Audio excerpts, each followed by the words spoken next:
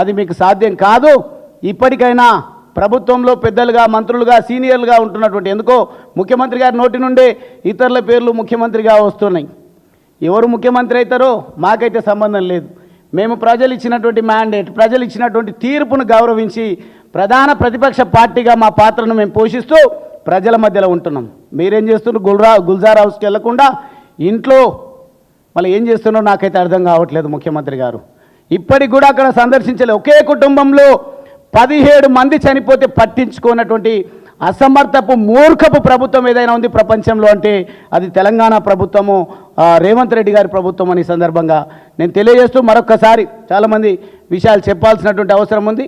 ముఖ్యంగా అచ్చంపేటకు కావాల్సినటువంటి సాగునీరు ఇవ్వకుండా బోరు మోటార్లతోనా నా రైతులు, నా ప్రజలు ఏం చేసుకోవాలనో ముఖ్యమంత్రి గారు మరొక్కసారి ప్రెస్ కాన్ఫరెన్స్ పెడతారా, లేకుంటే అంతకంటే పెద్ద బహిరంగ సభ పెట్టి మేము ఏం చేయాలనో మాకు దిక్కుతోచని పరిస్థితిలో ఉన్నాం. మా వాడే, మా నియోజకవర్గ వాసే, మా బిడ్డనే ముఖ్యమంత్రి అవుతాడు అని నమ్మి ఓట్లేసిందని మీరే చెప్పిండ్రు కదా. ఆ ప్రజలకు ఏ రకమైనటువంటి సహకారము, చేయూతనివ్వబోతా ఉన్నారో, అచ్చంపేట నియోజకవర్గానికి ఏ రకమైనటువంటి సహకారాన్ని ప్రభుత్వం అందించబోతుందో అని నిన్న వేచి చూసినాం. ఇంకా వేచి చూసే పరిస్థితి లేదు. మీరు ఇంకేం చేయరు. నేను అడుగుతా ఉన్నా ఈరోజు, నా మాట మేరకు అద్భుతమైన మెజారిటీతో నా ఎమ్మెల్యేని గెలిపించిండ్రు అని. నిజంగానే మీ మాట మేరకే, మీరు చెప్పినటువంటి వాళ్ళ మాటల మేరకే సమావేశాలు, సభలు నిర్వహిస్తూ ఉన్నారు తప్ప అక్కడ ఉన్నటువంటి గెలిచినటువంటి ఎమ్మెల్యే 0.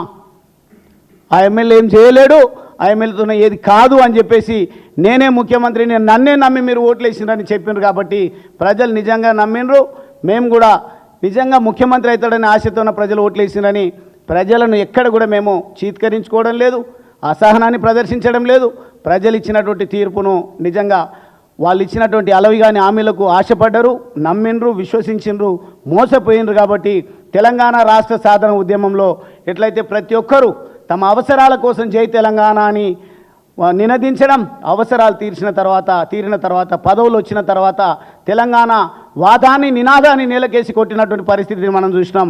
అచ్చంపేటను కూడా ఈరోజు ఇప్పుడు గెలుపొందినటువంటి వాళ్ళు, ప్రభుత్వంలో ఉన్నటువంటి వాళ్ళు నల్లమల్ల పేరు చెప్పి, చెట్టు పేరు చెప్పి కాయలు అమ్ముకునేటువంటి ప్రయత్నం వాళ్ళు చేస్తూ ఉన్నారు. వారు మన నియోజకవర్గానికి ఒరగబెట్టేది ఏముండదు. మీ బిడ్డగా, మీ గువ్వల బాలరాజుగా నేను మీ పక్షాన పోరాడతా. భవిష్యత్తులో మీరు ఇచ్చినటువంటి తీర్పును గౌరవించి నేను ఇంకా నాలో మీరు ఆశిస్తున్నది ఏదైతే ఉందో, నా నుంచి ఏదైనా నాలో మార్పు కోరుకున్నది ఏదైతే ఉందో, నాకు కూడా ఇన్పుట్స్ వస్తూ ఉన్నాయి. మీ సలహాలు, మీ సూచనలను గౌరవించి ఇంకా నేను నా స్కిల్ను మెరుగుపరుచుకొని మీకు సేవలు అందించేటువంటి ప్రయత్నం చేస్తా. కుంగిపోవద్దు, అధైర్యపడొద్దు అని అచ్చంపేట నియోజకవర్గ ప్రజానికానికి, పేదలందరికీ, ప్రత్యేకించి ఆదివాసీలకు మాటిస్తూ నేను సెలవు తీసుకుంటా ఉన్నా.